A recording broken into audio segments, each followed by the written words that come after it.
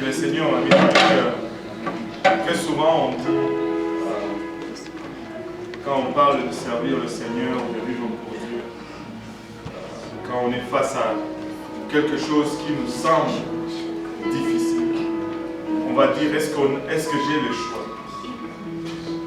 Pour dire, je vais suivre Dieu parce que je n'ai pas le choix. Je veux réfuter cela aujourd'hui au nom de Jésus-Christ. On a toujours le choix. Et moi, je voulais dire ceci.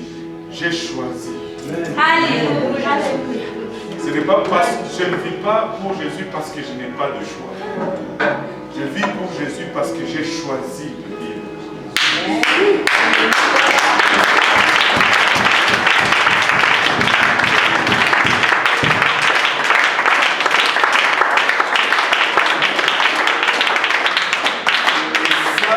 La vérité.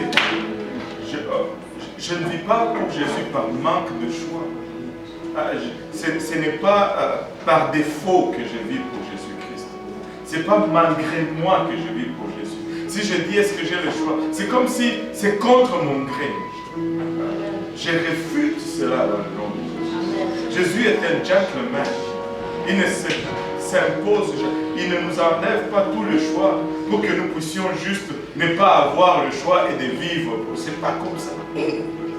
Je veux vivre pour Jésus. Ne me prenez pas en pitié. J'ai choisi de mener la vie que je vis. J'ai choisi de faire ce que... Je ne suis pas ici parce qu'on a mis une garde sur ma tête.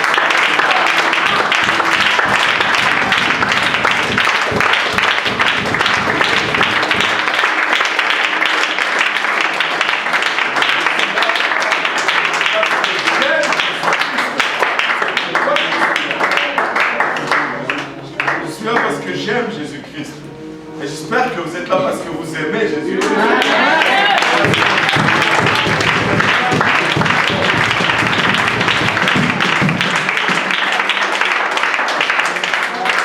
C'est pas parce que quelqu'un vous a forcé, non. J'ai toujours le choix. Je ne veux plus jamais dire est-ce que j'ai le choix. Non. J'ai toujours le choix. Mais je choisis Jésus-Christ. Moi, j'ai choisi. On ne va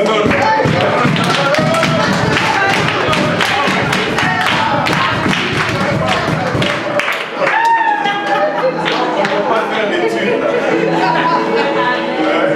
On va faire l'étude là. Mais on ne vit pas pour Jésus par manque de choix. On vit pour Jésus par amour. Parce que nous l'avons choisi. Parce que nous voulons. Nous l'aimons et nous voulons être avec lui. Et la raison pour laquelle nous vivons, c'est Dieu. Et la raison pour laquelle tu vas déterminer tes priorités. Il y en a qui vivent pour le plaisir et ils vont chercher le plaisir avec tout dans leur vie. Il y en a qui vivent pour la reconnaissance. Ils vont tout faire pour être reconnus et pour être acceptés. Il y en a qui vivent pour eux-mêmes. Ils vont vivre dans l'égoïsme et l'égocentrisme à fond. Mais nous, nous vivons pour Jésus-Christ. Donc nous recherchons le plaisir de Jésus-Christ. Et quand lui nous accepte, nous sommes très contents. Parce que nous vivons pour lui. Nous voulons qu'il nous accepte. Et nous sommes très contents quand il nous accepte. Alléluia. C'est ça.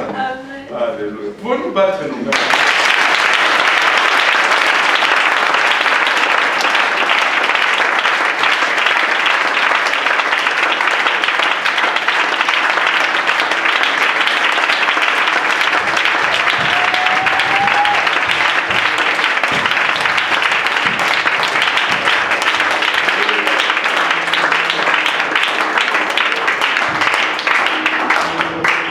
Alléluia, gloire au nom de Jésus. Nous pouvons nous asseoir devant le Seigneur. La bénédiction et rendons grâce à Dieu pour un autre lundi où nous nous comme ça pour partager la parole du Seigneur. Et nous portons cela comme un privilège et un honneur. Nous avons visiteurs qui sont là pour la première fois, nous voulons les accueillir à notre coutume. Nous voulons leur faire sentir qu'ils sont les bienvenus parmi nous. Amen. Et je ne sais pas si c'est moi, mais je pense que la sœur à côté de la sœur Agnès, pour moi, c'est la première fois. C'est juste mon cerveau. C'est la deuxième fois. Bon, j'ai douté un peu parce que des fois, je questionne mon cerveau. La troisième fois. Même. Aïe, aïe, aïe. Là, ça me fait mal partir. Mais en tout cas, je sais que Marsha, c'est la première fois.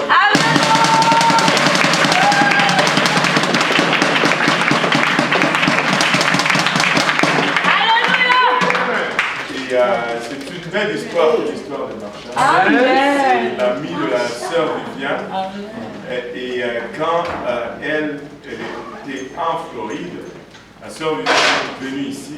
Elle cherchait une église, mais je ne sais pas comment. C'est la sœur Marsha qui lui a donné mon numéro.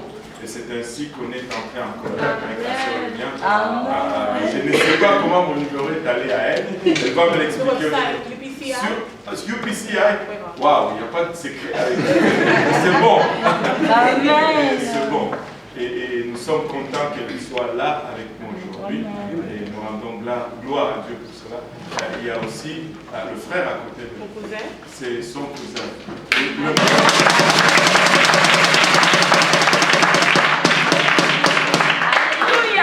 C'est Réginald. Réginald. Content de vous.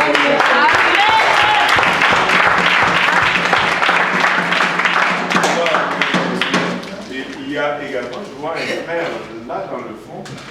Enfin, moi, c'est la première fois. C'est pas la première fois?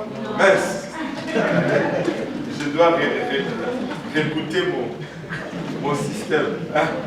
Et voilà. Je ne pense pas avoir manqué quelqu'un d'autre. Et voilà.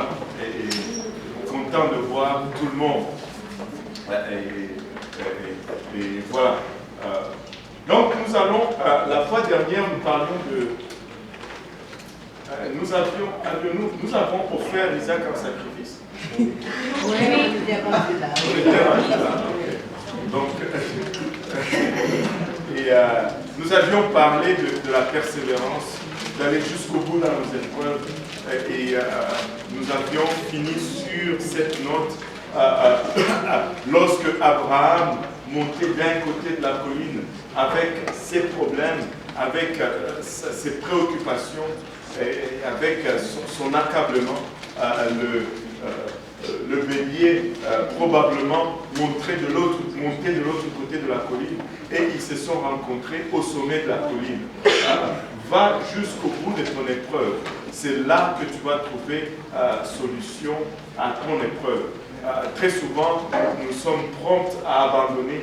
Et quand nous abandonnons très tôt, nous n'allons pas voir ce que Dieu a prévu pour notre délivrance, pour notre dilemme. Persévérons, tenons ferme, allons jusqu'au bout de nos épreuves. Et quand nous allons jusqu'au bout de nos épreuves, nous voyons la main de Dieu là-dedans. Dieu agit souvent de façon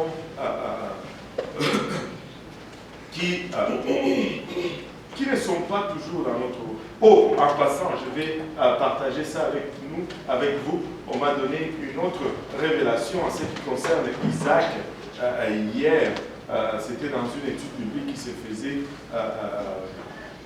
quelque part. Où on parle d'Isaac qui est le type de Jésus-Christ. On a toujours donné l'exemple du buisson qui était dans lequel le bélier s'était accroché pour montrer le fait que Isaac soit le type de Jésus-Christ dans ce passage. Mais il y a autre chose. La Bible nous dit que quand Abraham a abandonné les deux serviteurs, il a chargé d'Isaac. Isaac a porté le bois. C'est Isaac qui a porté le bois pour aller jusqu'au sommet de la colline.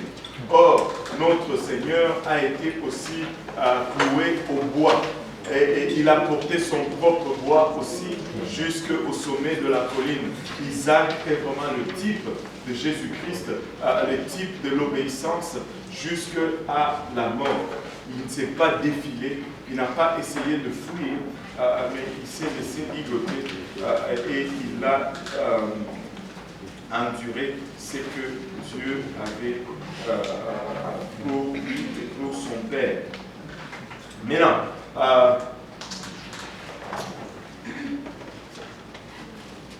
à la mort d'Abraham, c'est Isaac qui le succède comme patriarche. La Bible nous dit que Isaac était tellement éprouvé suite à la mort de sa mère qu'il est devenu tellement triste que son père est allé lui chercher une femme. Et cette femme s'appelait Rebecca, et c'est avec elle qu'il s'est consolé au fait de la mort de sa mère. Et ainsi, il a continué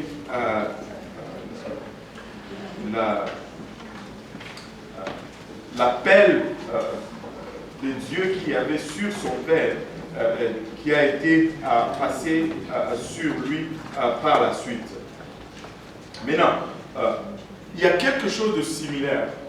Non, avant de parler de cela, regardons un peu. Je pense qu'on a déjà parlé de cela.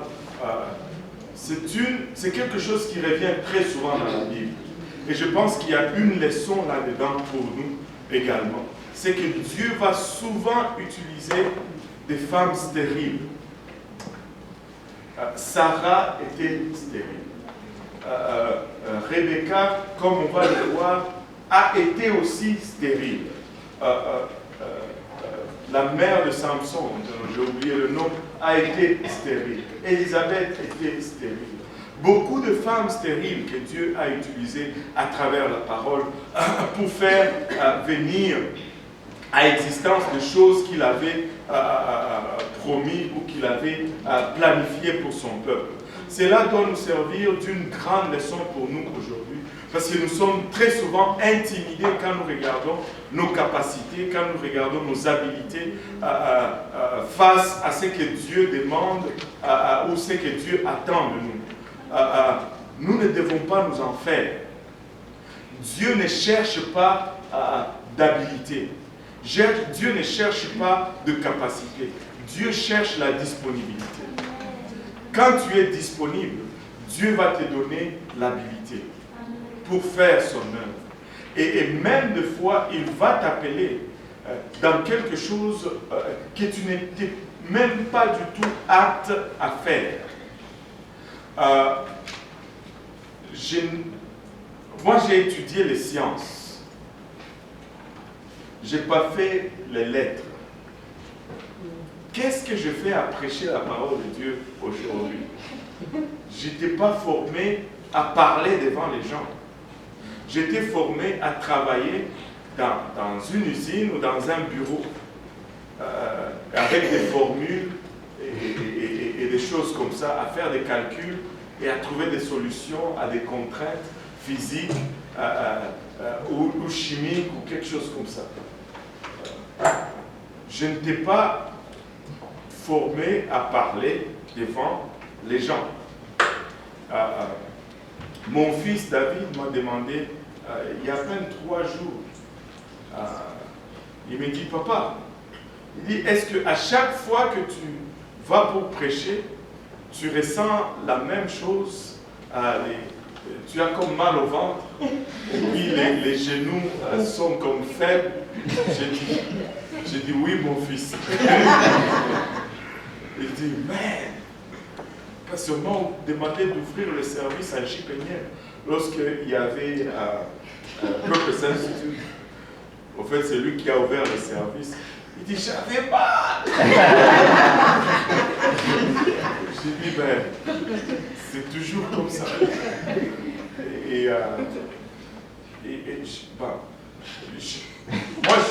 Au début, je pensais que c'était parce que, en fait, il y a un peu de cela. Je ne suis pas appelé à parler devant les gens.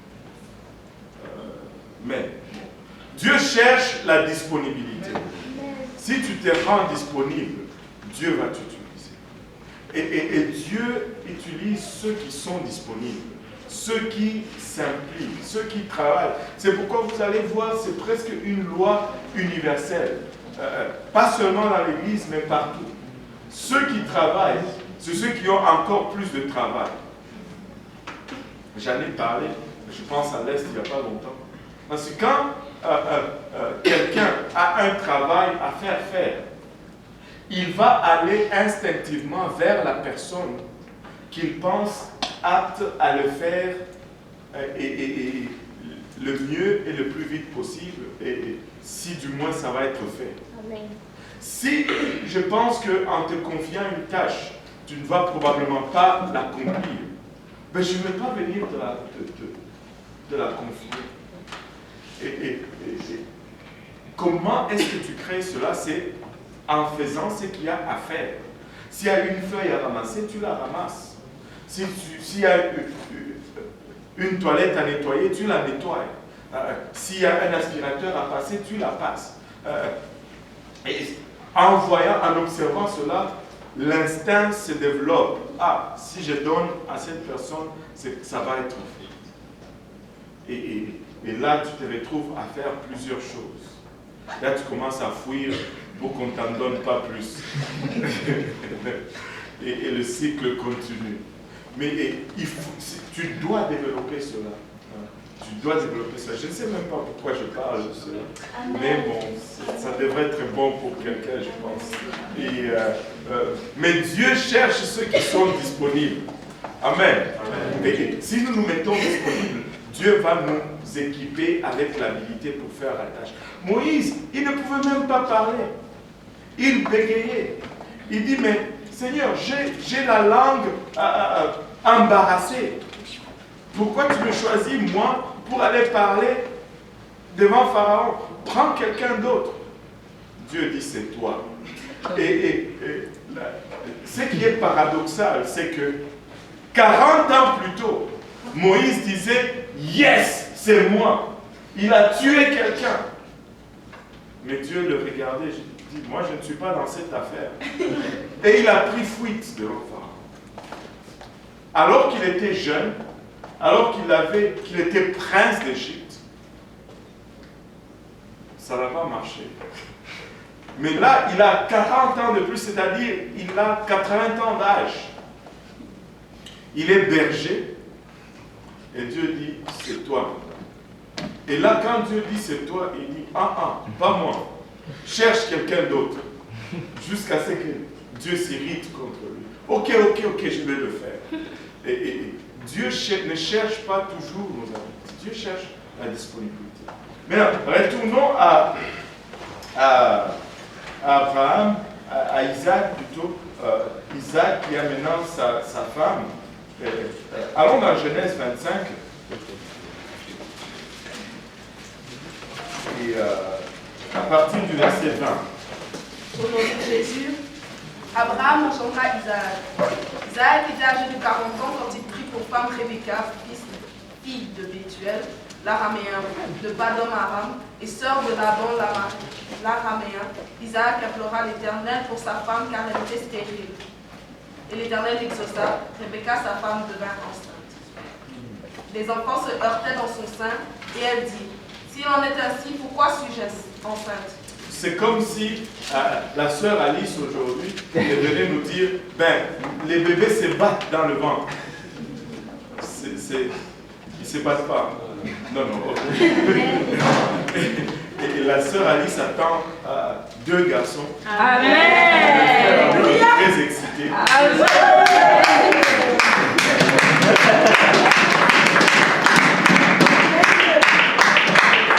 Rebecca tombe enceinte, elle qui était stérile, mais elle tombe enceinte. Oh, ça me rappelle l'histoire, je vais vous la raconter. C'est l'histoire d'un des cousins à mon père, à l'époque chez nous. Sa femme, il était marié, il était bien à l'aise, il avait beaucoup d'argent. Sa femme tombe enceinte, premier enfant, une fille. Deuxième enfant, une fille. Troisième enfant, une fille. Quatrième enfant, une fille. Cinquième enfant, une fille. Sixième enfant, une fille. Septième enfant, une fille. Là, il commençait à s'irriter. Huitième enfant, une fille. Neuvième enfant, une fille. Là, il s'est fâché. Il a chassé sa femme. Comment ça? Ben, à la chassant. Ça, tu pars. Et là, mais quand elle partait, elle était déjà enceinte. Finalement, on lui dit, mais tu nous as renvoyé une fille qui est enceinte. Prends ta femme et prends soin. Et là, elle a accouché 3 garçons, triplés de triplés.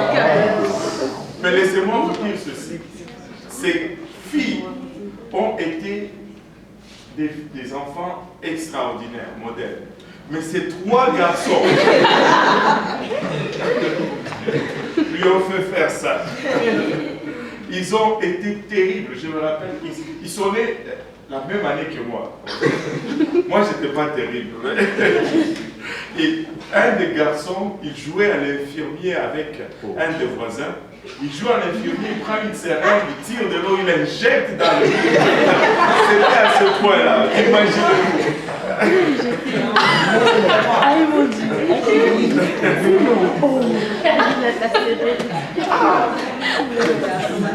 Ils étaient graves. Quand je vous dis qu'ils étaient graves, ils étaient graves. Anyway, Rebecca était stérile. Isaac a prié pour elle, il a intercédé, elle est tombée enceinte. Non seulement elle est tombée enceinte des jumeaux. Et là, mais elle est enceinte, elle sent les enfants se battent dans son ventre. Il dit, mais qu'est-ce que c'est? Pourquoi est-il ainsi? Et elle va maintenant s'enquérir auprès du Seigneur. Elle dit, mais qu'est-ce qui se passe? Et tu continues. Elle alla consulter l'Éternel.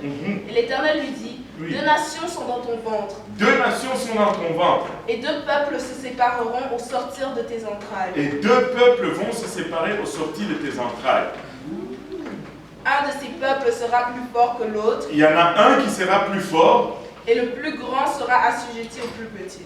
Mais le plus grand va être dominé par le plus petit. En fait, c'est le plus petit qui va régner. C'est celui qui sortira en dernier qui va régner. Et ces enfants se battaient vraiment, je pense qu'ils se battaient déjà dans le ventre pour le droit d'aînesse. Et quand ils sortent, les jours où elle devait accoucher à s'accomplir, et voici, il y avait 2 jumeaux dans son ventre. Voilà. Le premier sortit entièrement roux, comme un morceau de poil, et on lui donna le nom d'Ésaü. Ensuite sortit son frère, dont la main tenait le talon d'Ésaü, et on lui donna le nom de Jacob. Et regardez, le nez sort, il est tout poilu, mais quand le second sort, il tient l'autre par la jambe, comme s'il voulait les retirer pour le faire entrer, afin que lui puisse sortir le premier pour avoir le droit d'aînesse.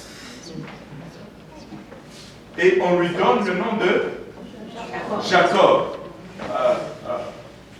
Et ces 2 enfants étaient différents.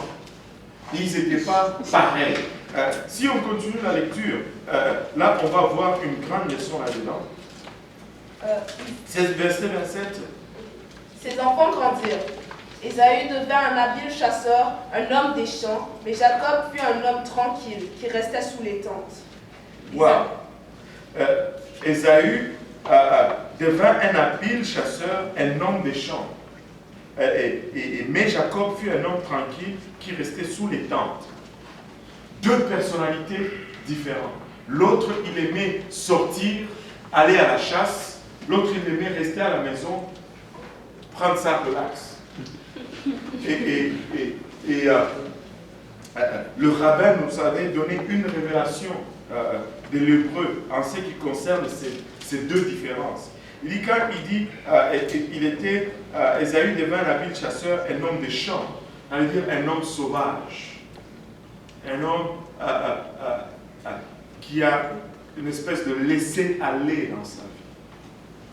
Tandis que quand on dit Jacob était un homme tranquille qui restait sous les tentes, rester sous les tentes, il dit que dans l'hébreu, ça invoque une vie de prière, une relation avec Dieu. Quelqu'un qui aimait Dieu. Et ça se voit dans la vie de Jacob. Il a désiré les choses de Dieu. Si on continue, on va tirer une autre leçon ici. Verset 28. Isaac aimait Ésaü parce qu'il mangeait du gibier. Et Rebecca aimait Jacob. Isaac aimait Ésaü parce qu'il aimait de la viande. La viande de brousse. Et comme c'est lui qui était le fournisseur, il y a eu une affinité entre les deux. Mais Rebecca, elle préférait Jacob. Probablement parce que, bon, il était tranquille, il était plus propre. Et pendant que lui, il allait se salir dans la brousse, Jacob était plus tranquille à la maison. Et voilà. Maintenant, on continue. Comme Jacob faisait cuire un potage, Ésaü revint des champs, accablé de fatigue. Ésaü dit à Jacob, laisse-moi, je te prie, manger de ce roux-là, car je suis fatigué. C'est pour cela qu'on a donné à Ésaü le nom d'Édom. Jacob dit, vends-moi aujourd'hui ton droit d'aînesse. Ésaü répondit, voici, je m'en vais mourir. À quoi me sert donc ce droit d'aînesse? Et Jacob dit, jure-le-moi d'abord. Et il le lui jura. Et lui vendit son droit d'aînesse à Jacob.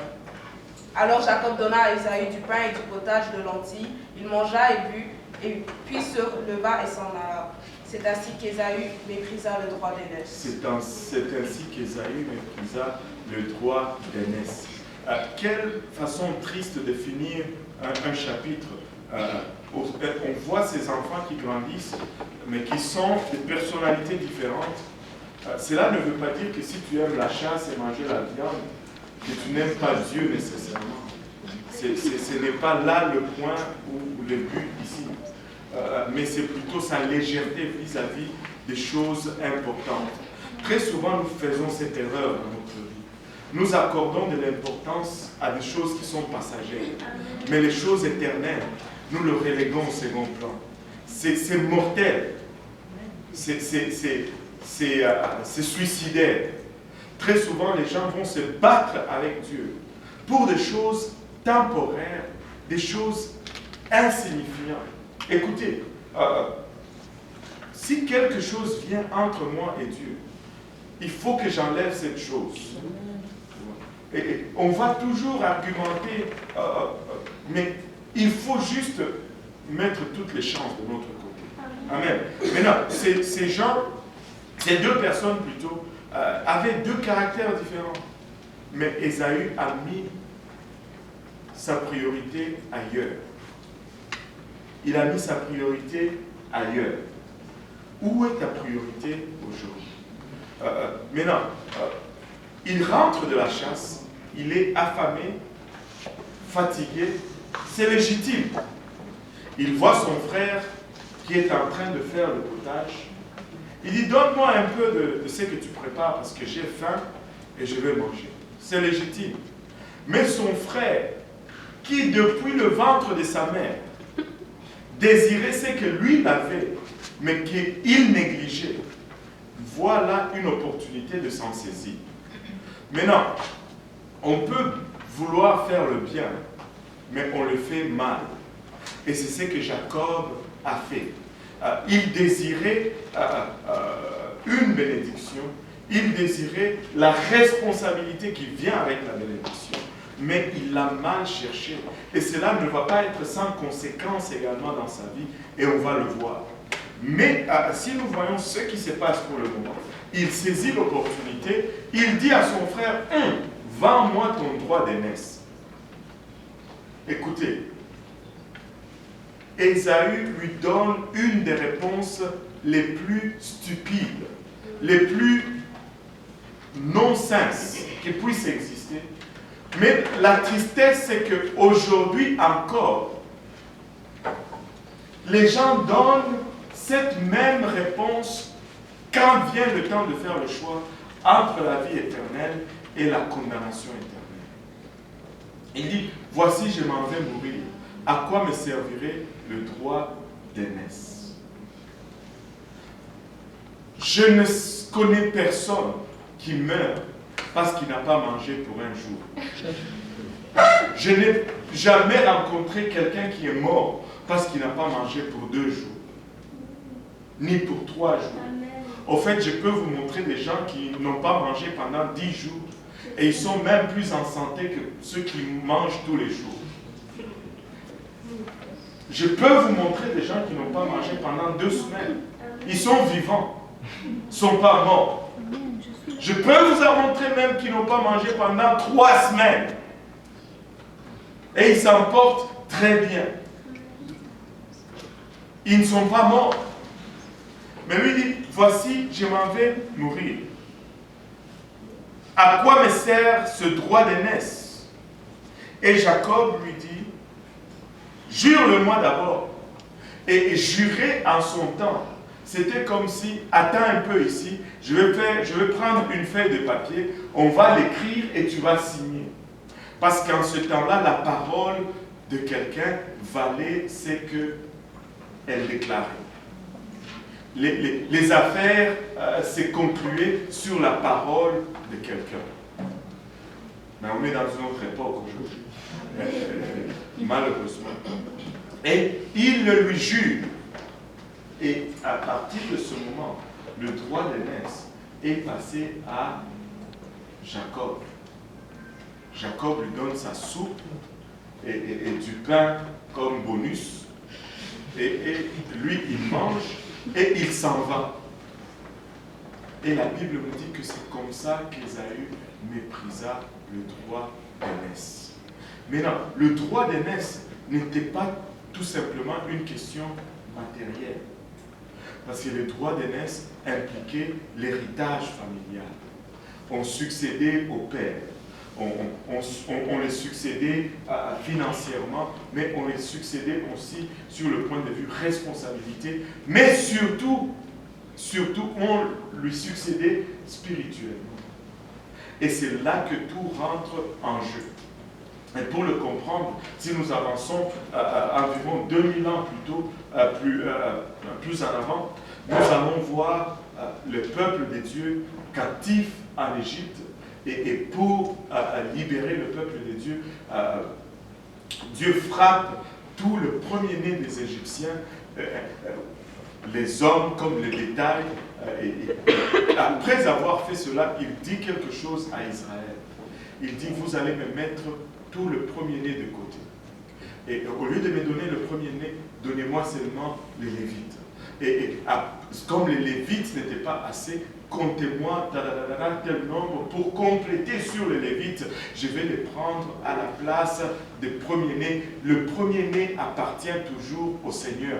Pourquoi? La loi, c'est que la prémisse, le premier fruit revient toujours à Dieu. Et ainsi, quand Ésaü rejette le droit d'aînesse, il est en train de rejeter aussi son appartenance à Dieu. Il est en train de dire, ça ne m'intéresse pas d'appartenir à Dieu. Au fond, il est en train de vendre sa dîme. Et ça déplaît à Dieu. C'est comme s'il dit, bon, je ne suis pas intéressé d'appartenir à Dieu. Ça ne m'intéresse pas d'appartenir à Dieu. Oui. Ça concerne aussi les filles. Pourquoi? Parce que toi, tu veux te soustraire. Oui, c'est pas. Il n'y avait pas de femmes Lévi qui étaient dans le trône. Ça concerne toujours les hommes. Quand tu regardes tous ceux qui ont été comptés parmi les Lévites, c'était tous des mâles. Parce qu'il y a une typologie là-dedans. Et écoutez, ne tombez pas dans ce piège mondain dans lequel on dit parce que c'est comme ça, alors la femme est inférieure à l'homme. Non, la femme est tout simplement différente de l'homme. Et la femme occupe sa place et l'homme occupe sa place. J'ai toujours donné cet exemple. J'ai 2 chaussures au pied. Amen. Ils ont toutes les 2 été faites par la même compagnie. Les 2. Amen. Et il y a un chaussure pour le pied droit. C'est ça, et l'autre pour le pied gauche.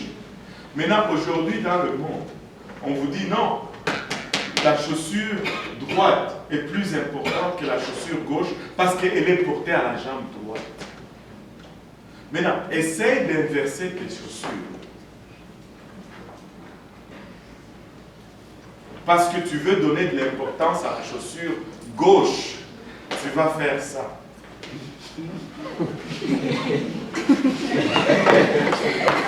C'est ça le monde. Là, ma chaussure gauche est aussi importante que ma droite. Parce qu'elle est à ma jambe droite.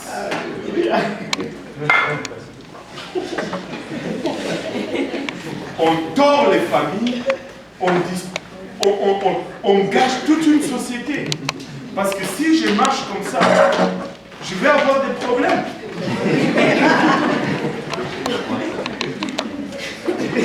Vous, c'est visible, le problème est même visible. Ce n'est pas une question de position, c'est une question que chaque chose doit être à sa place. Amen. Si je dois faire un trou et creuser un trou en arrière de la maison je ne sais pas moi, mettre une barrière, je ne demande pas à ma femme de faire cela. Amen. Pourquoi? Parce qu'elle est faible? Non. Parce que nous sommes faits différemment et ça c'est ma place. Physiquement, je suis plus forte qu'elle. Je vais prendre cette pioche et puis pam, pam, pam. Mais si je dois décorer la maison, c'est pas tu ris. Écoutez, mais vous cédez à cette pression. Et aujourd'hui, nous vivons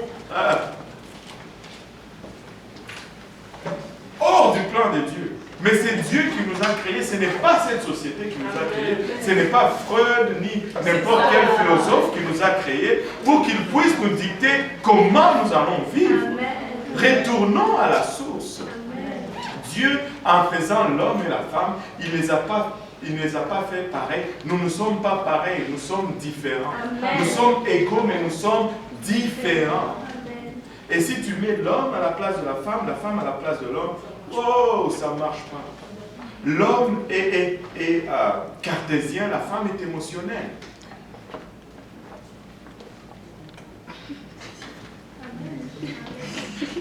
Pardon? Ah, mes souliers?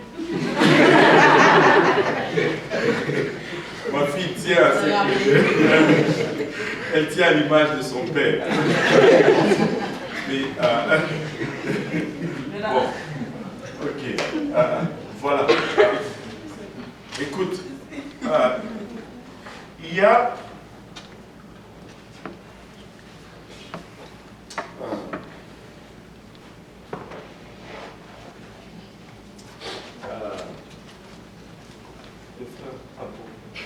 un verset qui dit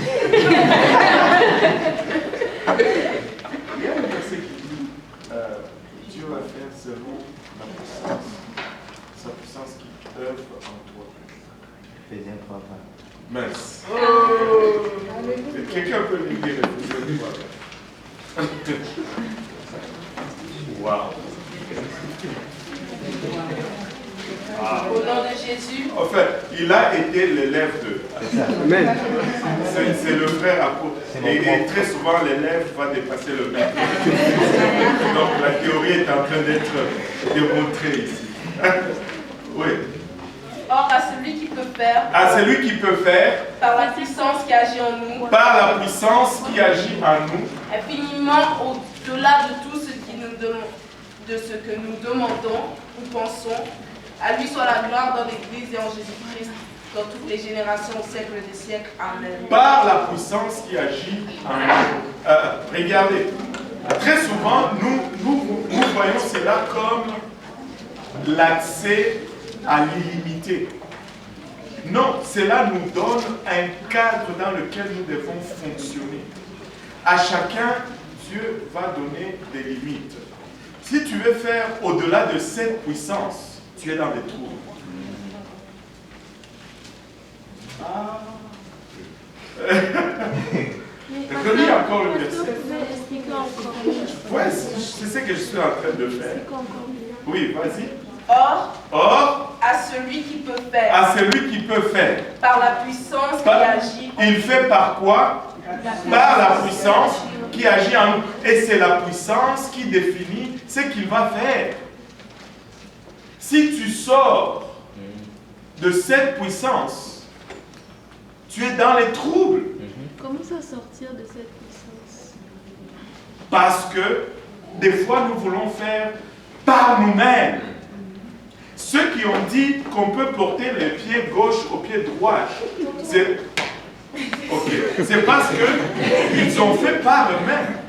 Parce que quand Dieu a fait un homme, il a mis ses capacités, les capacités de ce qu'il pouvait faire en lui. Et quand l'homme sort de cette capacité, c'est le chaos. Quand tu sors de tes limites, c'est le « tu ne peux pas ». C'est Dieu qui définit les limites.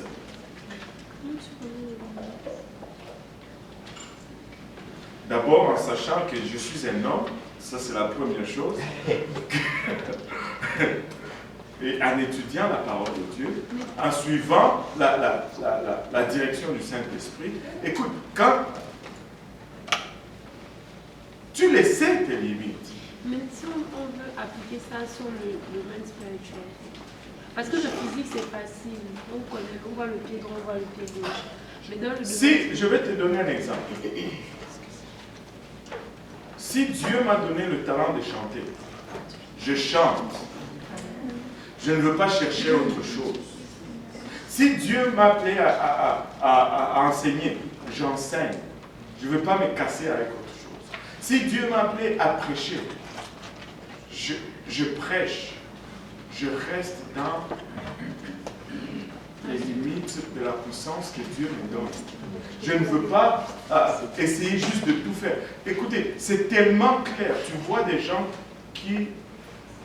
Dieu les appelle dans une dimension, mais à cause de la... Pour ne pas dire... Je vais vous donner un exemple. Dieu m'appelle, par exemple, à prendre soin de la maintenance de l'Église. Vu que passer l'aspirateur, c'est toujours quand il n'y a personne, nettoyer les toilettes, c'est toujours quand il n'y a personne, mais la chorale, wow, c'est en avant de tout le monde. Je veux être dans la chorale. Je n'ai pas de voix pour chanter, mais je veux être dans la chorale.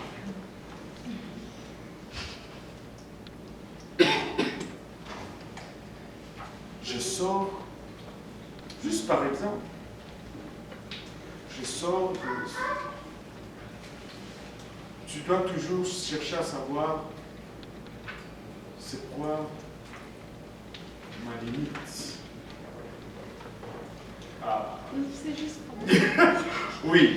la limite, dans le cadre, par exemple, du spirituel, comme on parlait, la limite, c'est plus ton appel. Comme tu dois comme connaître ton appel et comme exceller dans ce à quoi tu t'appelles. Tu excelles dans ce que Dieu t'appelle et ce que tu n'excelles pas, tu laisses ceux qui excellent dans cela faire. C'est très simple. Et vous savez, on peut le voir comme ça parce qu'on en parle, mais dans notre façon de faire, par instinct, nous savons nos limites. Si nous sommes honnêtes vraiment avec nous-mêmes, nous savons nos limites. Nous savons nos limites. Combien de fois plusieurs d'entre vous vont me dire « Ah, pasteur, ça, ce n'est vraiment pas pour nous. » Qu'est-ce qui vous permet de dire cela? C'est parce que tu as vu tes limites. Amen. Maintenant, pour ne pas trop se perdre, retournons un peu à celui-ci qui vient de rejeter au fait le droit d'aînesse. Le droit d'aînesse, ce n'est pas seulement des bénédictions. Le droit d'aînesse, c'est aussi des responsabilités. Non seulement tu prends l'héritage matériel, mais tu es responsable de la suite spirituelle. Mais Ésaü a voulu la bénédiction. Mais il n'était pas très intéressé par les responsabilités.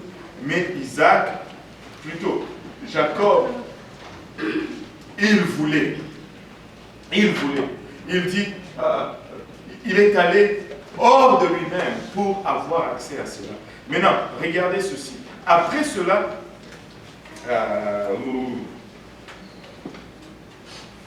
juste une question d'ordre. On va parler, on va juste faire une pause sur le droit d'aînesse. On va y revenir tout à l'heure, mais regardez avec moi le chapitre 26. Juste une petite portion là, une petite leçon qu'on va voir 26, 1 à 5.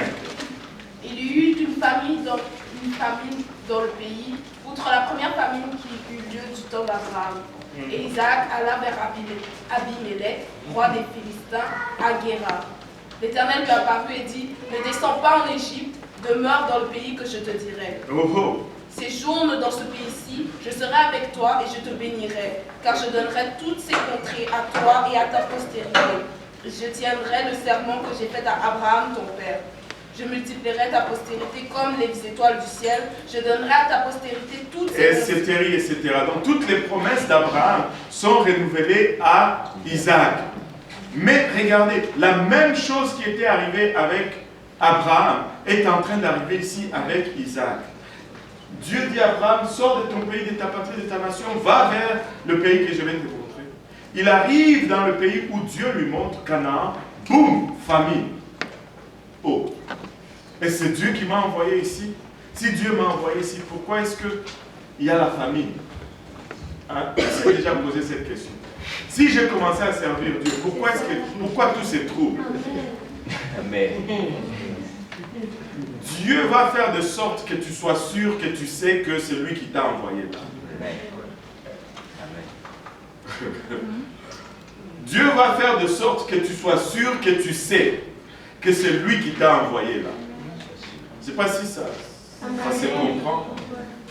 Dieu va faire de sorte que tu sois sûr, que tu sais que c'est lui qui t'a envoyé là. Parce que lui, il le sait déjà. Les doutes se trouvent toujours à notre niveau. Mais pourquoi? Mais quand tu passes à travers l'épreuve, c'est là que tu assures ton appel. Et il envoie Abraham là-bas la famine. Abraham dit, je vais en Égypte. Savez-vous que c'est en Égypte qu'il a ramassé tous ses problèmes? Les problèmes avec Lot. Quand Lot s'est séparé d'Abraham, il a regardé Sodome et Gomorrhe et il l'a comparé à l'Égypte. Ça lui rappelait l'Égypte. Il y avait l'ambiance, il y avait les discours, il y avait toutes ces choses. Et il est allé là-bas et ça fait des problèmes pour Abraham par la suite. Et Agar, c'était une servante égyptienne. C'était un cadeau de Pharaon à Abraham. Lisez-le rapidement là. On va retourner. Genèse 12, juste rapidement. Genèse 12, quelqu'un. L'Éternel dit à Abraham. Oh, attends.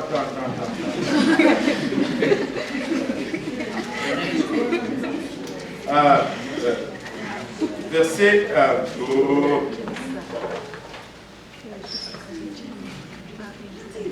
Verset 15. Les grands de Pharaon la virent aussi, et la vantèrent à Pharaon. Et la femme fut amenée dans la maison de Pharaon. Il traita bien Abraham à cause d'elle, et Abraham reçut des brebis, des bœufs, des ânes, des serviteurs et des servantes. Des serviteurs et des servantes. Agar l'Égyptienne. C'est un cadeau de Pharaon.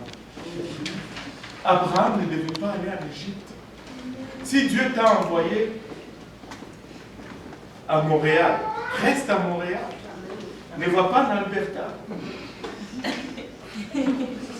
Toi, tu planifies. Parce que s'il t'a envoyé là, et que toi tu changes d'adresse sans son approbation. Lui, tes bénédictions, il les envoie à Montréal. Mais toi, tu es déjà parti en Alberta. C'est quelqu'un d'autre qui les prend à Montréal. Une question? Et reste là où Dieu t'appelle, en fait, c'est ce que je veux dire. Pardon? Il n'y a pas de...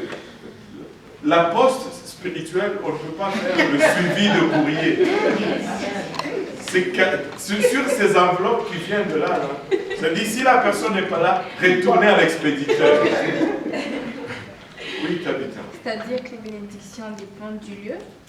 La bénédiction dépend de l'obéissance.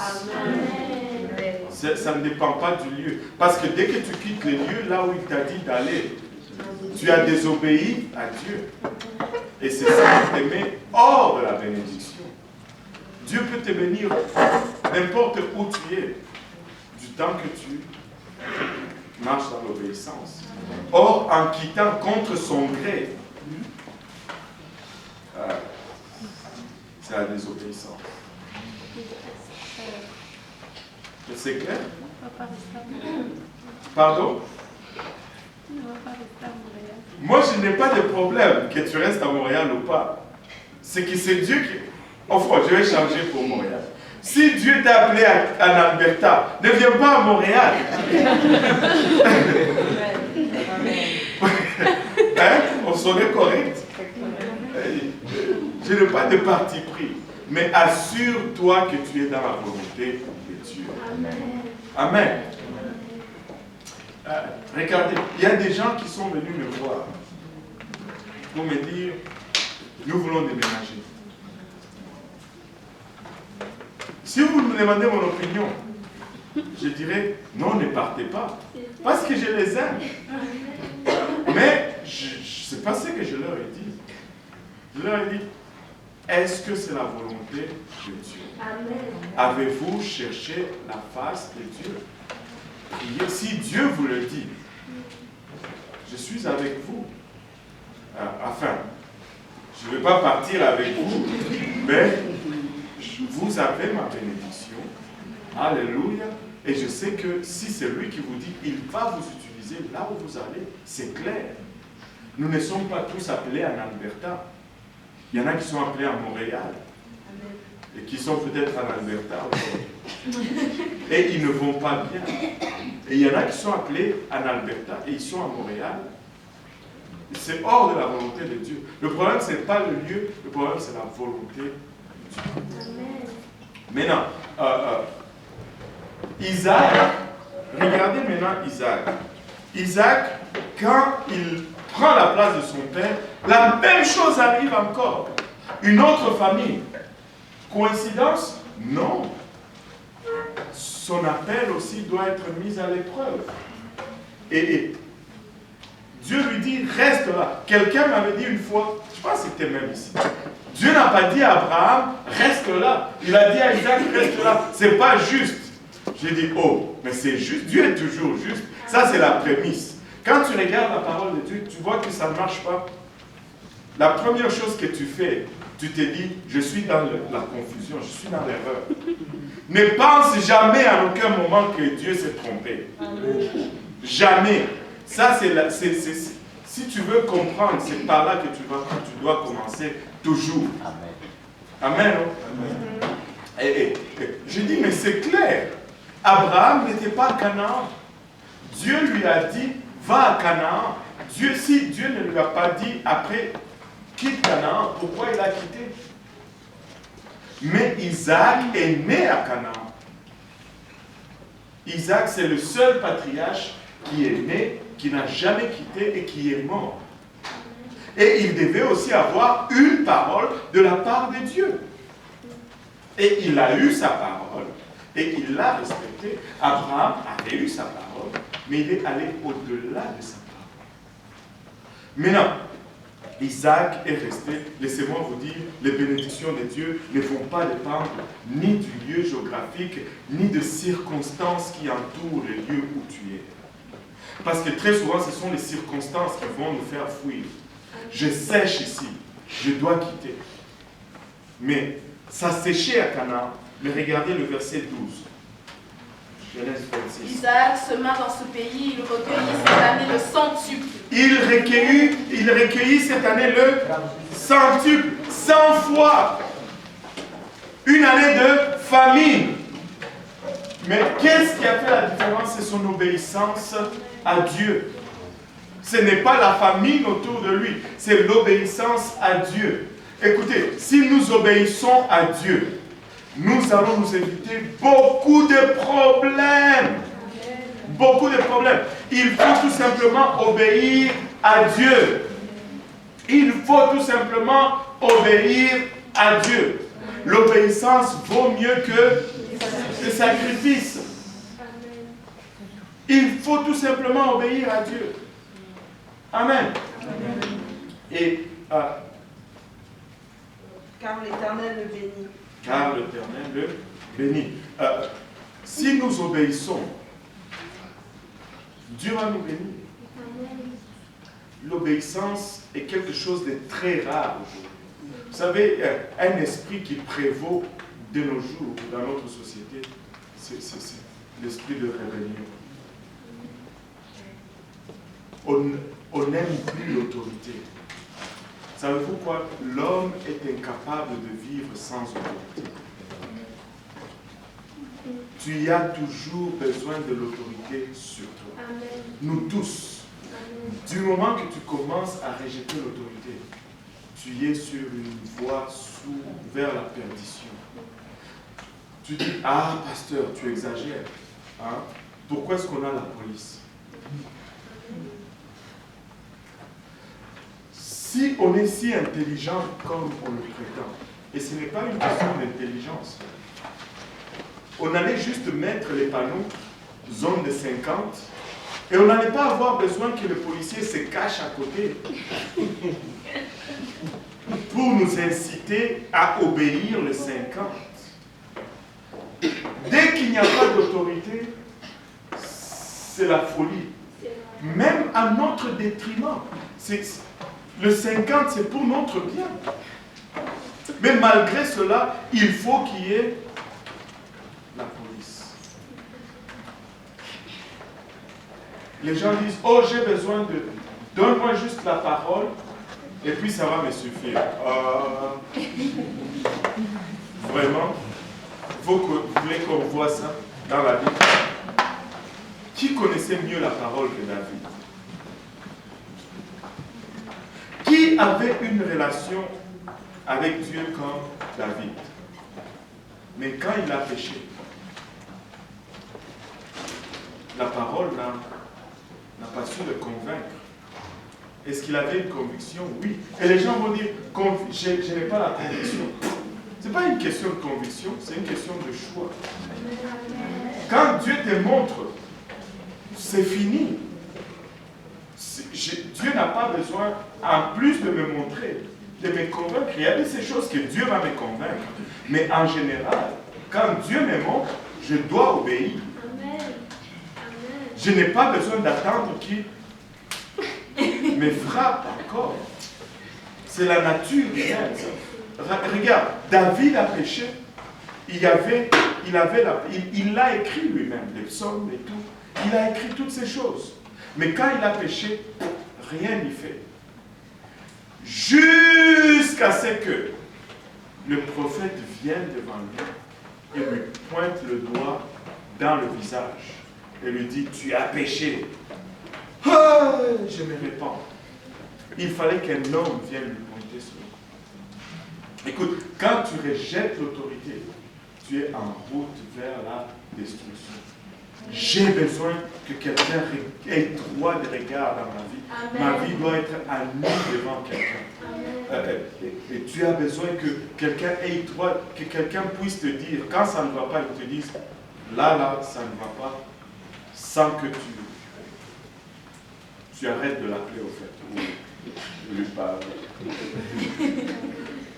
Je ris, Angela.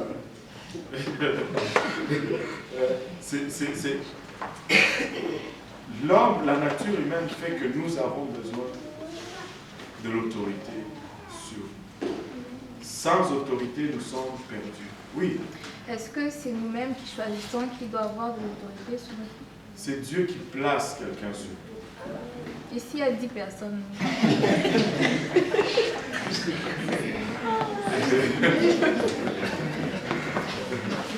C'est parce que Dieu ne peut pas placer 10 personnes sur nous. Et tu vas avoir des gens qui vont influencer ta vie. Mais tu vas avoir une personne qui va avoir droit de regard. J'ai une personne qui a droit de regard dans ma vie. Mais j'ai plusieurs mentors de qui j'apprends, vers qui je vais aller pour demander conseil. Mais il y a une personne qui a droit de regard dans ma vie. Et quand, des fois, tu peux avoir 10 personnes et les 10 te parlent, des fois le son de cloche n'est pas le même. C'est la personne qui a droit de regard dans ma vie qui est ma couverture. Et laissez-moi vous dire ceci, vous n'allez peut-être pas me croire, mais c'est correct. Vous avez le droit de ne pas me croire, mais moi j'y crois. Que la personne qui a droit de regard dans ma vie, quand je vais vers elle et qu'elle me dit de faire quelque chose, je le fais. Laissez-moi vous dire ceci, c'est un humain aussi, ce n'est pas un Dieu. Et cette personne se trompe des fois. Mais parce que c'est Dieu qui l'a choisi pour vous, même dans les erreurs de cette personne, Dieu toujours trouve la façon de redresser ma marche. Parce que cette personne est une couverture sur vous. Ce n'est pas à cause de la personne, mais c'est à cause de Dieu. Amen.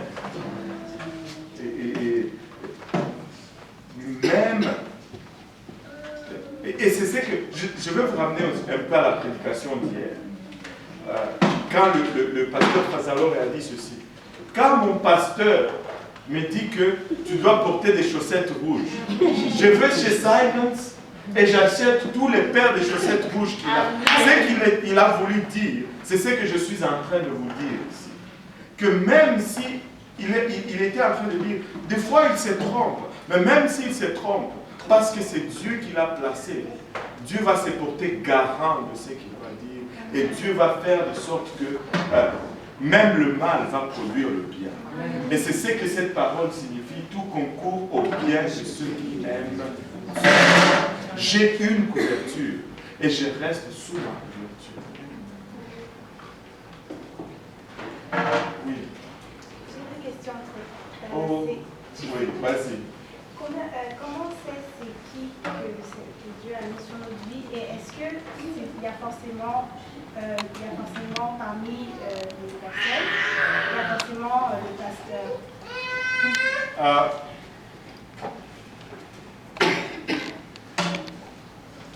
Pour un certain nombre de gens, ça va être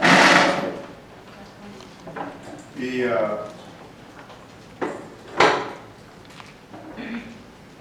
mais comme l'Église grandit,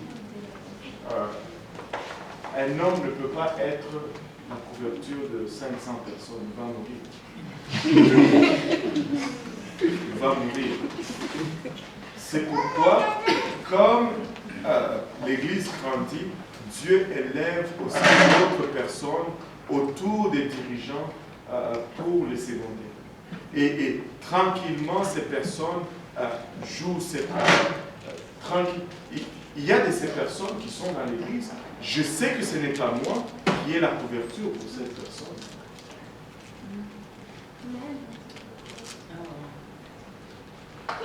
Je sais qu'il y a droit de regard dans leur vie. Ce n'est pas forcément moi. Moi, je rends grâce à Dieu que pour moi, c'est mon pasteur. Des fois, ce n'est pas toujours ton pasteur. Mais ça va toujours être quelqu'un qui est plus mature spirituellement. Tu ne vas pas me dire que, oh, ben C'est mon copain qui est... Oublie ça. Oublie ça. Oui. Est-ce que cette personne doit forcément être de l'église? De la même église que toi? Genre, est-ce qu'il peut être de l'église? Je vais répondre peut-être à la sous-question. C'est oui et non. Je vais te dire pourquoi. Premièrement, en général, c'est quelqu'un qui, pour qu'il ait droit de regard, ça va changer.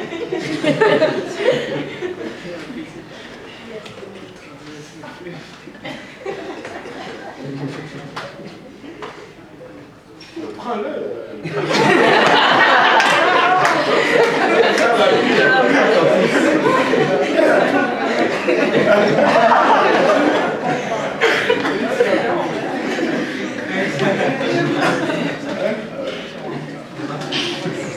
Voilà.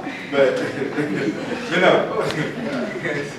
pour que quelqu'un puisse jouer ce rôle, cette personne doit être proche de toi dans un certain sens. Il doit y avoir une proximité, surtout au départ, alors que tu es en train de grandir, tu es en train de te battre pour t'affirmer et te placer dans les voies de Dieu. Ça va être quelqu'un qui est proche dans ton entourage, dans ton église.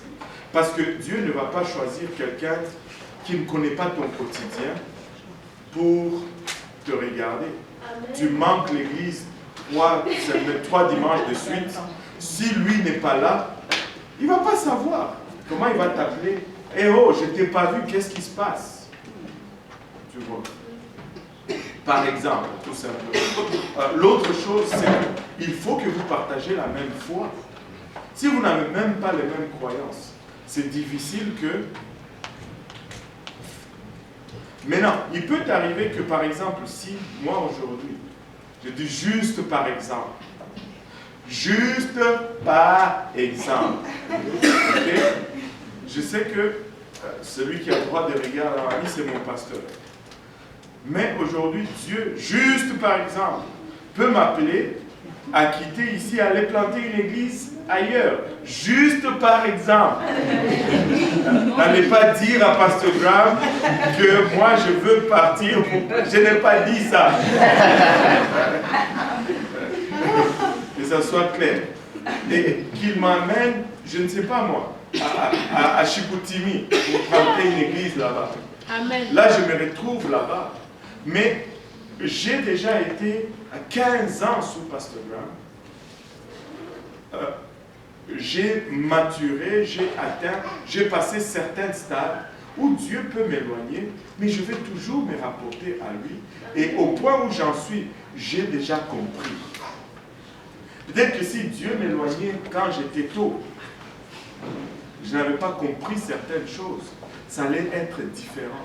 Donc ça peut être quelqu'un qui n'est pas dans mon église, mais ça dépend de où dans ma marche, de où, dans quel stade je suis. Amen. Oh boy, elle avait 2 questions. On n'a même pas fini.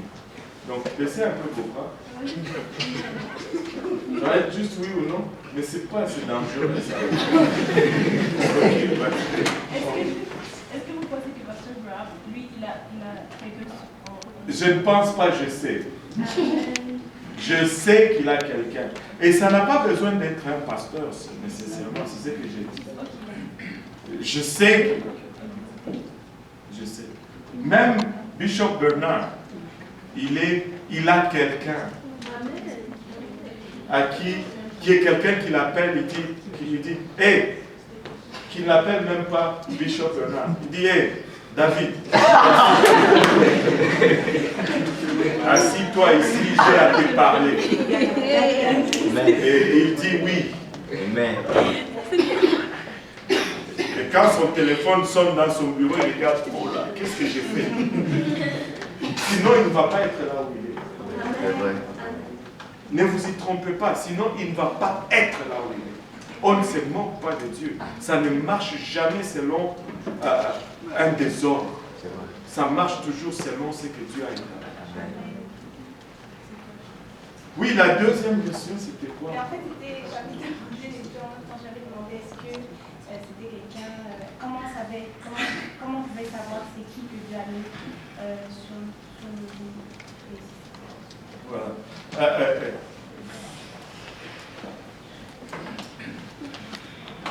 Tu vas le savoir. Je ne peux pas te donner, je ne peux pas dire que ben, c'est ça.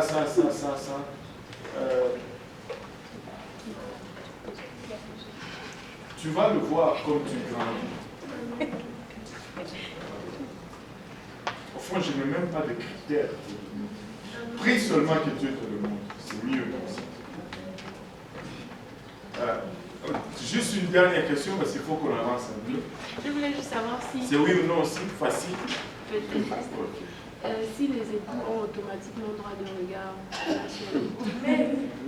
Si les époux ont automatiquement droit de regard sur l'époux. Ben, ce serait une bonne chose. Mais dans le cas où c'est pas ça. Il y aura beaucoup de troubles dans ce mariage. Il y aura beaucoup de troubles dans ce mariage. Ma femme doit savoir où je suis, avec qui je suis, qu'est-ce qui se passe. Sinon, c'est dangereux. Très dangereux. Très dangereux. Mais c'est là, elle ne prend pas la place de mon mentor. C'est ça que je voulais. Non. Et moi, je ne prends pas la place de son mentor. Donc, on n'est pas obligé d'avoir la même personne. On n'est pas, ça peut être la même personne, mais je dois avoir quelqu'un de neutre, qui n'a pas de conflit d'intérêt dans l'affaire. Et c'est ça. Et si on avançait un tout petit peu?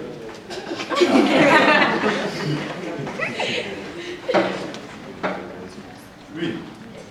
Parce que si, par exemple, Dieu savait que l'autorité de la vie des pasteurs, il était peut-être là-bas avec lui pendant longtemps. On n'entend pas.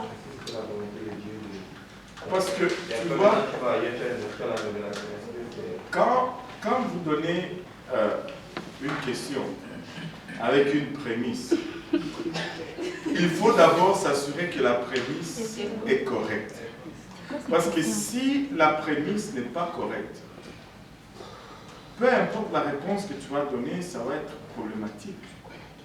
Retournons d'abord. Tu dis, Dieu t'a donné comme mentor un pasteur trinitaire.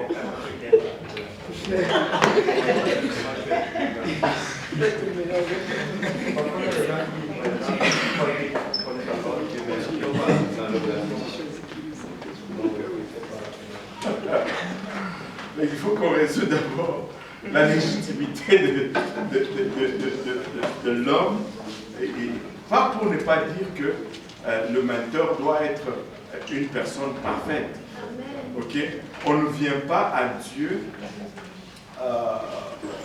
nous ne venons pas à Dieu de la même façon. Okay? Je vais essayer de te donner une direction, peut-être pas une réponse, mais une direction. Parce que c'est, il ne faut pas prendre les choses aussi comme étant carrées. Regarde,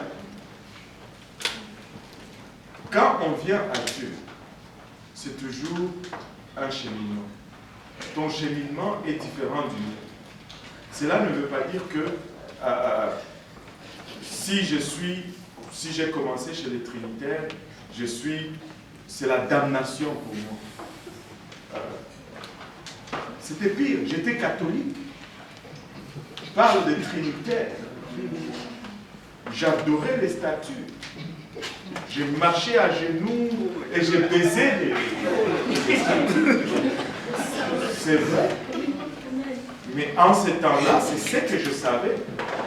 Mais quand Dieu m'a fait sortir de là, et que le désastre, ce n'est pas que je faisais cela. Le désastre, c'est que quand Dieu me montre maintenant ce qui est vrai, que je refuse d'embrasser cela, c'est ce qui est catastrophique.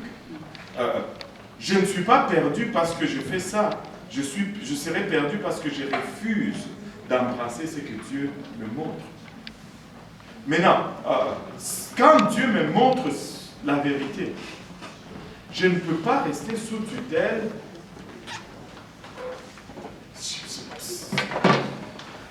paradoxal. Parce que même ce que moi je vais savoir va être au-delà de ce qu'eux ils savent spirituellement déjà en partant. Qui va diriger qui? Ton mentor est supposé être en avant de toi. Et il doit courir vite pour que tu ne le dépasses pas.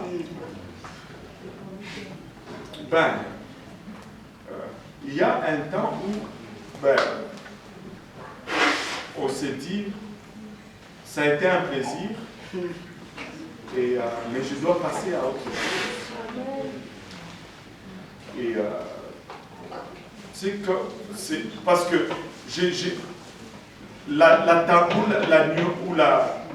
le piège là-dedans, c'est de penser, oh, parce que lui, il est trinitaire, parce que ce n'est pas une question de trinitaire ou pas, c'est une question de rapport avec Dieu.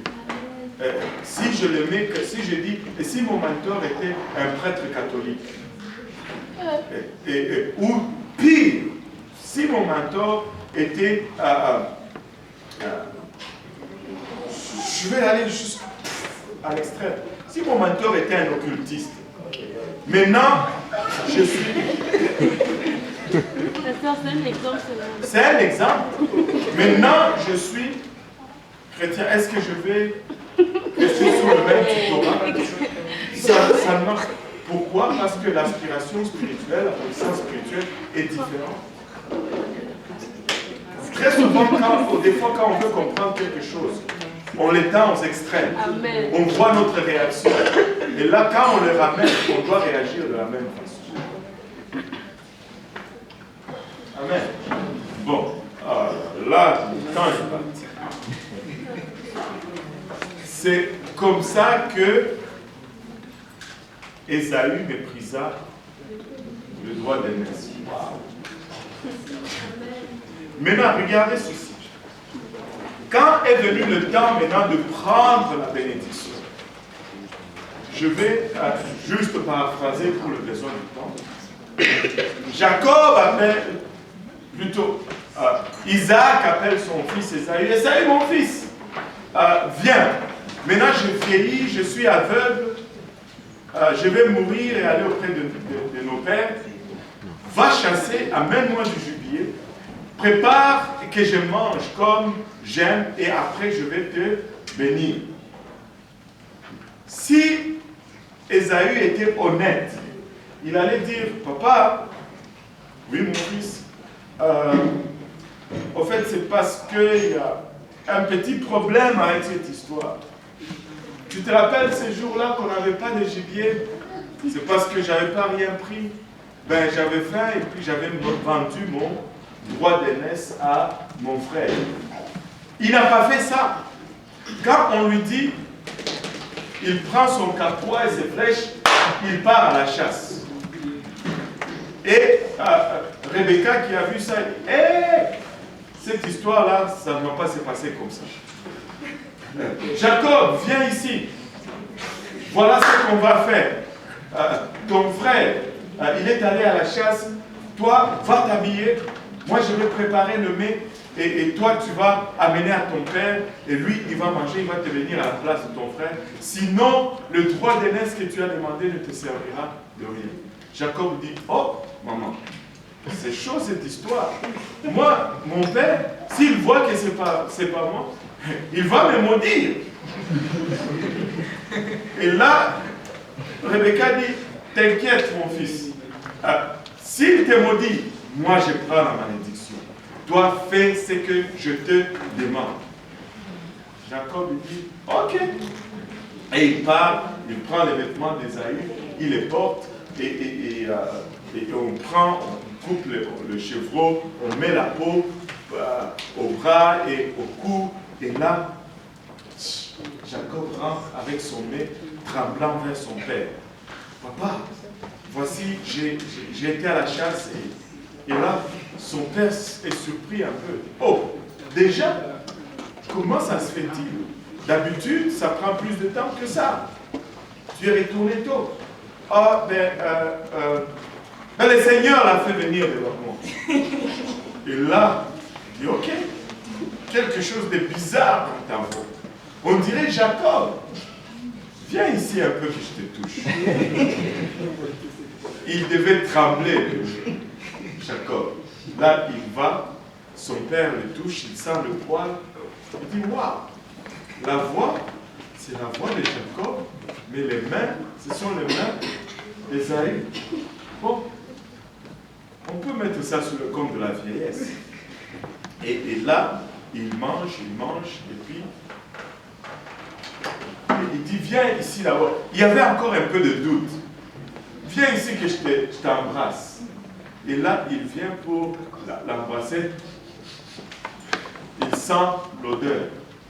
Comme Ésaü était quelqu'un qui aimait la chasse, il ne mettait pas le déodorant. Donc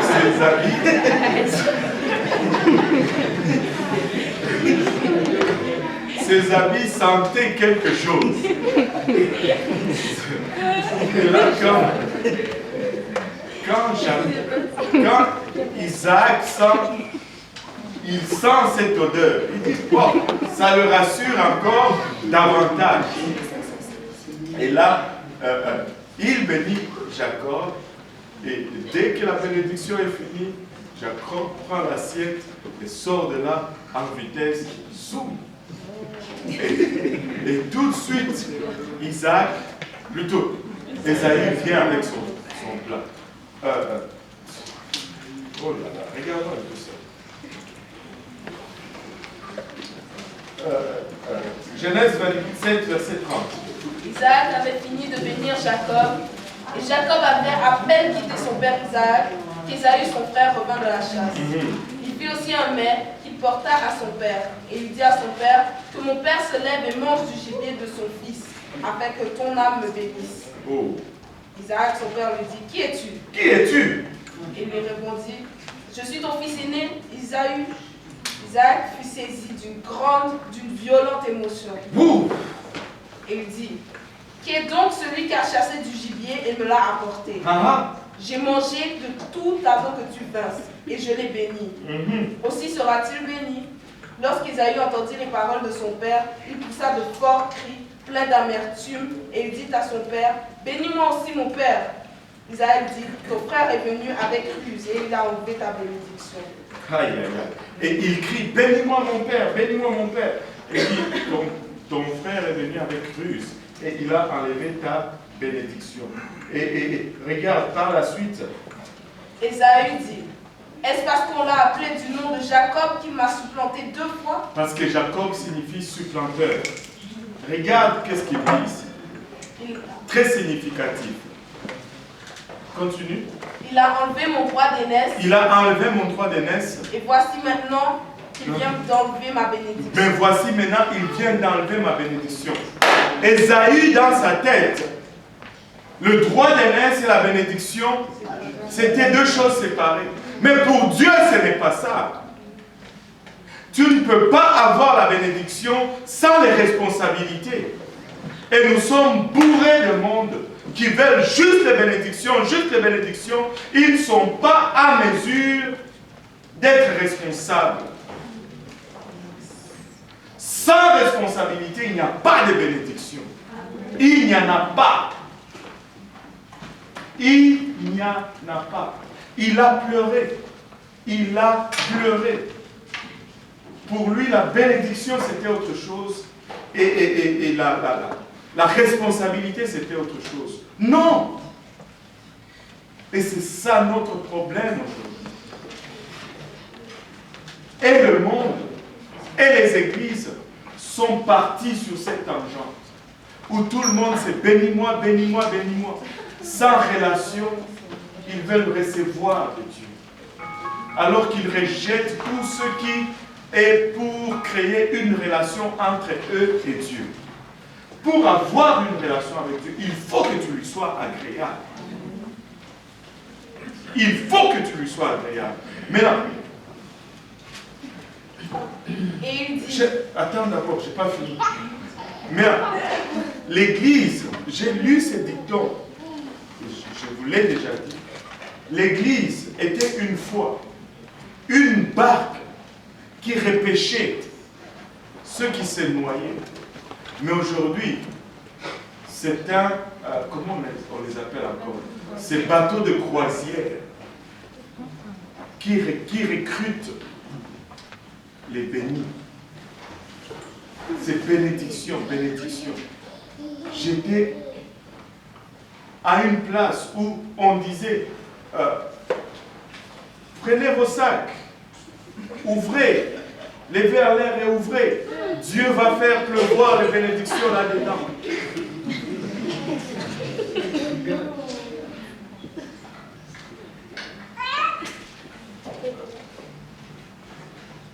Sans responsabilité, il n'y a pas de bénédiction. Les deux vont de pair. Si tu abandonnes ce que Dieu te demande, si mon peuple,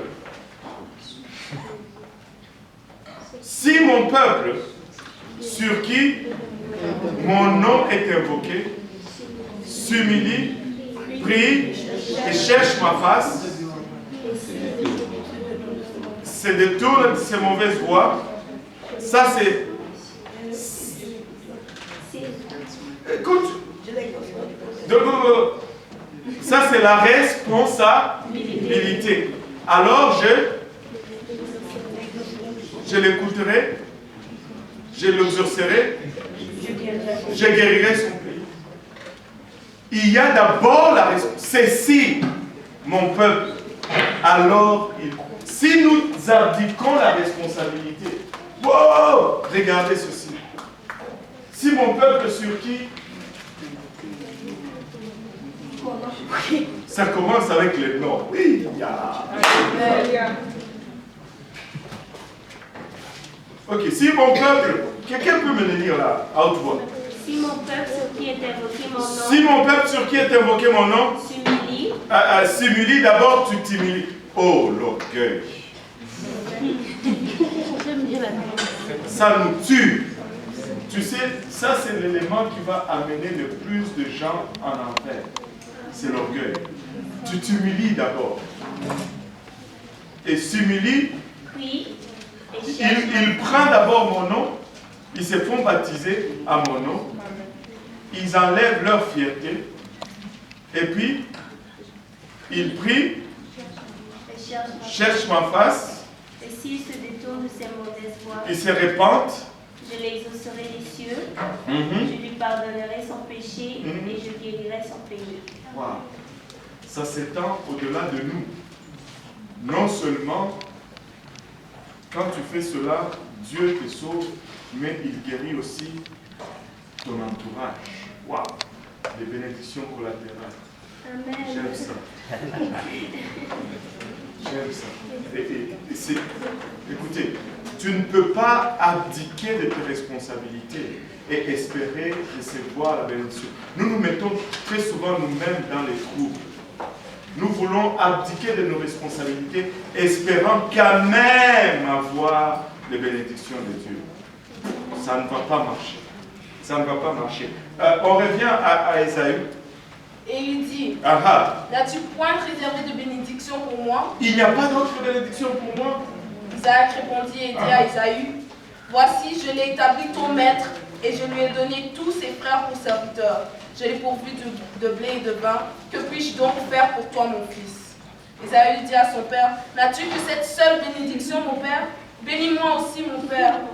Et Ésaü éleva la voix et pleura.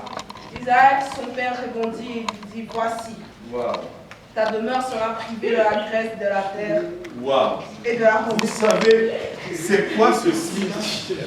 C'est le fruit de la négligence. Et c'est ce que tu récoltes lorsque tu négliges les commandements de Dieu.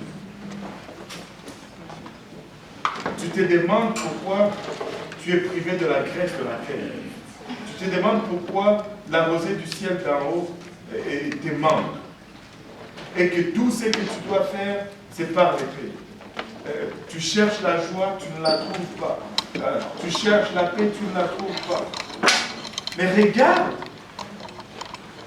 où es-tu par rapport à la parole de Dieu?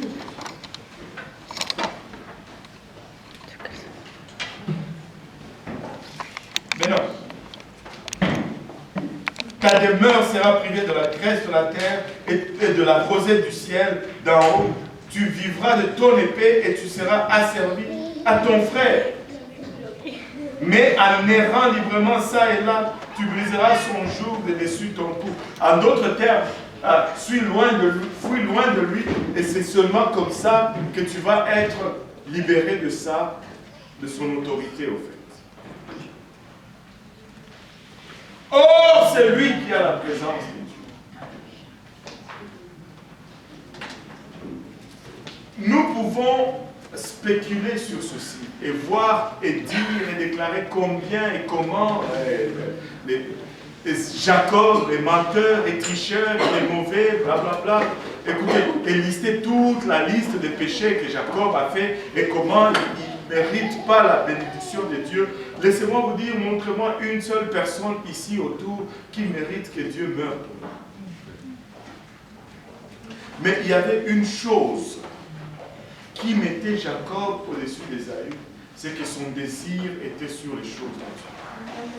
Son cœur recherchait Dieu. Et si tu ne recherches pas, la chose qui nous tue très souvent, c'est l'honnêteté personnelle. Écoute, ça passe encore que tu sois malhonnête avec le frère Simplice, ou le frère Abou, ou le frère Joël, mais que tu sois malhonnête avec toi-même. C'est détrimental. C'est détrimental. Il faut que tu te regardes dans le miroir et que tu te dises, est-ce que je cherche vraiment Dieu? Est-ce que je cherche vraiment Dieu? Qu'est-ce que je cherche? Qu'est-ce que j'ai vu? Je veux. C'est quoi le but de ma vie? Qu'est-ce que je recherche dans ma vie? Et quand tu résous cette question et que tu mets Dieu là-bas, tu verras que les autres choses deviennent faciles. Même ce qui te semblait difficile va devenir facile à faire. Parce que tu sais ton objectif. Des fois, nous recherchons juste le plaisir. Des fois, nous recherchons juste que Dieu enlève nos problèmes et qu'il nous laisse tranquilles. Or, Dieu ne va pas enlever ces problèmes-là, parce que les problèmes-là ne sont pas vraiment la source. Ce sont juste les symptômes de notre état, de l'état de notre cœur. Pour que ces problèmes disparaissent, il faut que notre cœur change.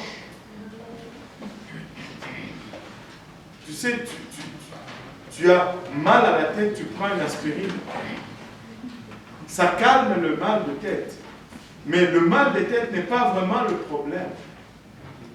C'est peut-être la fatigue, ça peut être une infection quelconque. Si tu continues à prendre l'aspirine sans soigner la source du problème, tu ne résous pas le problème va toujours revenir. Va devant Dieu. Ouvre-toi devant Dieu. Tombe sur le rocher et laisse-le prendre soin de toi. Et sors de ta situation et contemple cette misère en arrière de toi et commence à vivre dans la plénitude de Dieu. Amen. Et peu importe comment Ésaü a pleuré, il n'y a pas eu de changement. Les bénédictions ont été données. Isaac n'a pas dit, oh, parce que Jacob l'a fait d'une façon rusée, on va changer cela. Rappelez-vous de la couverture dont je vous ai parlé. Des fois, Dieu va utiliser même l'erreur pour faire venir sa volonté. Mais il faut que tu sois sous sa couverture. Et regardez. Ésaü a pleuré, ça n'a rien dit. Les dons de Dieu sont sans récompense. Mais les dons de Dieu ne sont jamais l'approbation de notre style de vie. Les dons de Dieu ne sont pas l'approbation de notre style de vie. Est-ce que Dieu avait-il approuvé le mensonge de Jacob? Non, non. Tu ne peux pas utiliser le don de Dieu comme la preuve que Dieu est d'accord avec ce que tu fais. Amen. La seule preuve que Dieu est d'accord avec ton style de vie, c'est sa parole. C'est sa parole. Dieu a fait parler l'âne. Un âne a parlé, a prophétisé sur un prophète.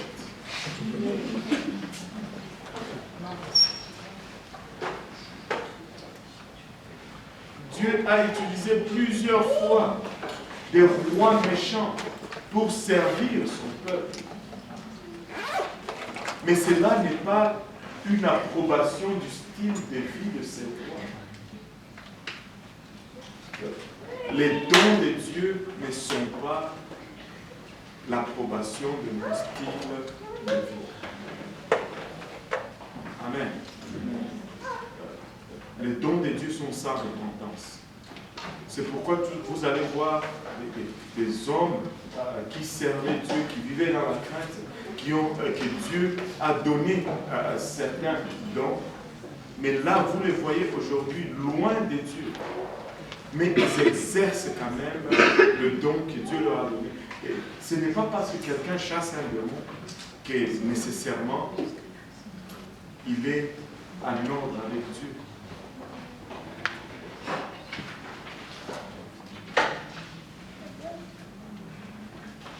Ce n'est pas parce que je prie pour quelqu'un, quelqu'un est guéri, que ça veut dire que je suis sauvé. Non. Il ne faut pas confondre les choses. Les dons de Dieu sont sans repentance. Et la seule chose qui va faire que le don de Dieu arrête d'exercer dans ta vie, c'est si tu laisses ta vie de péché.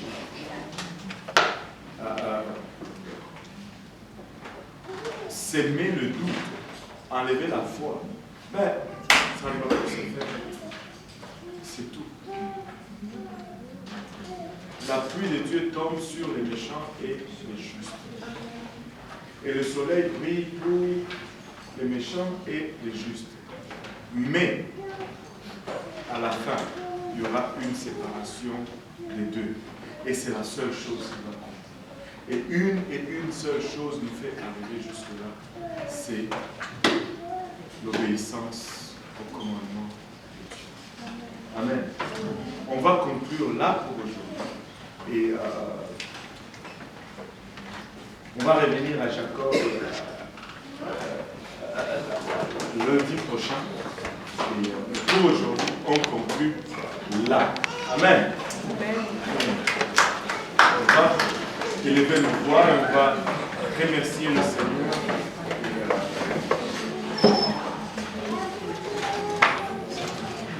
Toi, Cédric, tu veux me conduire en prière.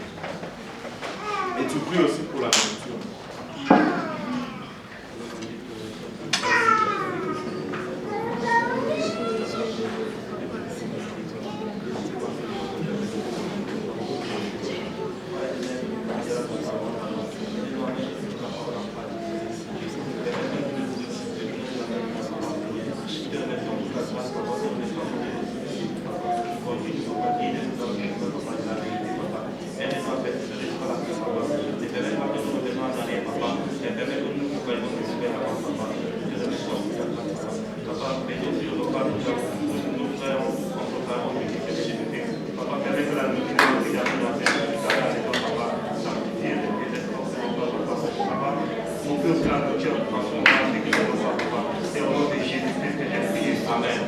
Amen.